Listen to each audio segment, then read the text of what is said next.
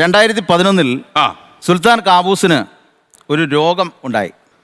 ആളെ വേണ്ടത്ര പരിചയമില്ലാന്ന് തോന്നുന്നു. മന്ത്രവാദം നടത്തി ബാധ ഒഴിപ്പിക്കാമെന്ന പേരിൽ 16-കാരിയെ പീഡിപ്പിക്കാൻ ശ്രമിച്ച വെണ്ടാർ സ്വദേശിയായ വ്യാജ ജോത്സ്യൻ മുരാരി തന്ത്രി എന്ന രാജൻ ബാബു പോലീസ് പിടിയിലാകുന്നത് കഴിഞ്ഞ ദിവസമാണ്.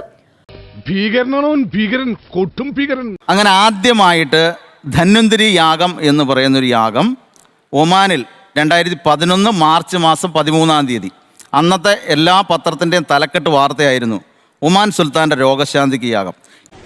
എന്നിട്ട് അവിടെ കൃത്യമായി ഞാൻ എഴുതി കൊടുത്തു, ഇന്ന വർഷം ഇത്രാം തീയതി വരെ ഇദ്ദേഹം ജീവിച്ചിരിക്കും. കൃത്യമായി അത് പരിപാലിക്കുകയും ചെയ്തു. അതുപോലെ തന്നെ സംഭവിച്ചു. ഇവൻ പറയുന്നത് വിശ്വസിക്കരുത്. ഇവൻ ഭക്ഷണം കഴിക്കാനും കള്ളം പറയാനും മാത്രമാണ് വാ തുറക്കുന്നത്.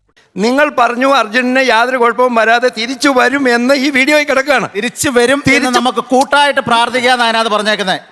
എന്റെ ബുദ്ധിപരമായ നീക്കം കണ്ടിട്ട് എന്ത് തോന്നുന്നു? ഒന്നും തോന്നുന്നില്ല. അണയാൻ പോകുന്ന തീ ആളിക്കത്തും. കബഡി നിർത്തുവോ അല്ലെ മറ്റു കാര്യങ്ങളൊന്നും ചെയ്യണ്ട. എൻ്റെ കയ്യിലിരിക്കുന്ന ഒരു നോട്ടിന്റെ സീരിയൽ നമ്പർ ഈ സെക്കൻഡിൽ ഒന്ന് തെറ്റാതെ പറഞ്ഞാൽ മതി.